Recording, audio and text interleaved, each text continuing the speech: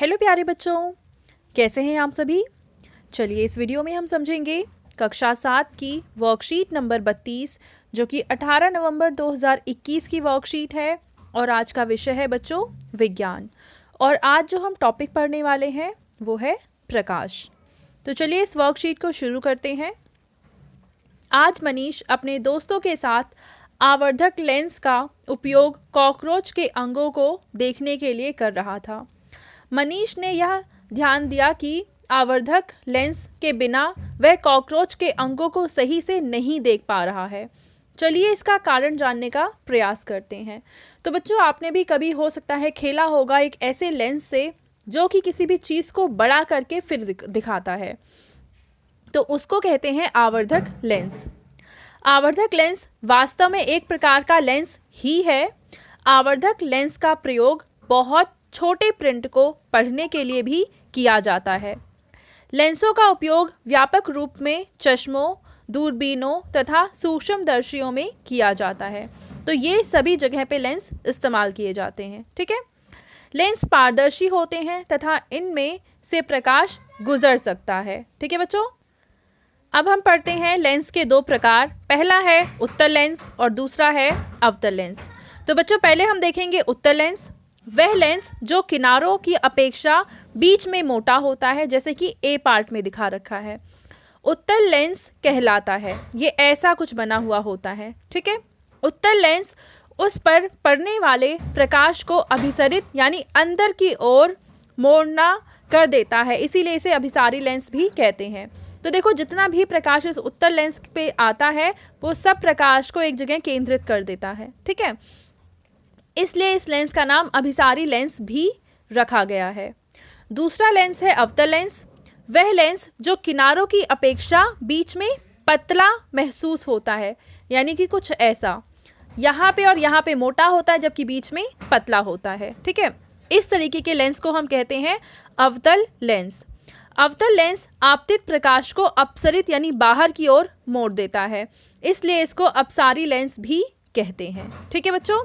यानी कि उत्तल लेंस को अभिसारी लेंस कहते हैं जबकि अवतल लेंस को अपसारी लेंस कहते हैं।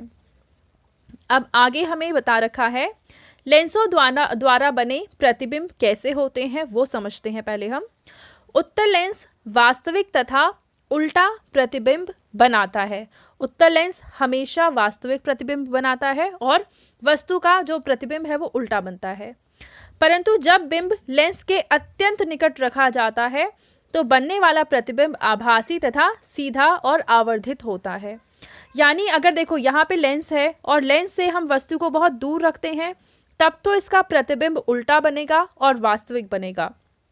लेकिन अगर इस वस्तु को इस लेंस के हम काफ़ी पास में रखते हैं तब इसका प्रतिबिंब आभासी बनेगा, सीधा बनेगा और वस्तु से काफ़ी ज़्यादा बड़ा बनेगा। ठीक है। जब उत्तल लेंस को वस्तुओं को आवर्धित करके देखने के लिए उपयोग किया जाता है तो इसे आवर्धक लेंस कहते हैं। यानी उत्तल लेंस का इस्तेमाल हम कर सकते हैं कुछ ऐसी वस्तुओं के बड़े चित्र देखने के लिए जो बहुत छोटे हैं। ठीक है। और उस वक्त इसको हम कहेंगे आवर्धक लेंस। ठीक है। अगला है अवतल लेंस। अवतल लेंस हमेशा सीधा, आभासी तथा साइज में बिंब से छोटा प्रतिबिंब बनाता है। तो अवतल लेंस को कभी भी अब आवर्धक लेंस की तरह हम यूज़ नहीं कर सकते हैं क्योंकि अवतल लेंस हमेशा ही छोटा प्रतिबिंब बनाते हैं। ठीक है बच्चों।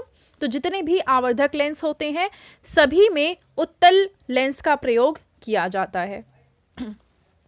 अब यहाँ पे देखिए पहला प्रश्न, आप अपने परिवार के किसी सदस्य या अपने चश्मे को ध्यानपूर्वक देखिए व पहचानने का प्रयास करिए कि वह उत्तल लेंस है या अवतल लेंस है। तो बच्चों, आप अपना या आपके घर में जो भी इंसान चश्मा लगाता है उसका चश्मा आप छू कर देखेंगे। अगर वो बीच में मोटा है और साइड साइड में पतला है तब तो वो उत्तल लेंस होगा, लेकिन अगर वो साइड में मोटा और बीच में पतला है तब वो अवतल लेंस होगा। तो अब आपको छू कर देखना है और बताना है कि वो कौन सा लेंस है। ठीक है। दूसरा प्रश्न है कि किस प्रकार का लेंस सदैव आभासी प्रतिबिंब बनाता है। तो हमेशा आभासी प्रतिबिंब बनाता है अवतल लेंस। तो दूसरे प्रश्न का आप उत्तर लिखेंगे अवतल लेंस।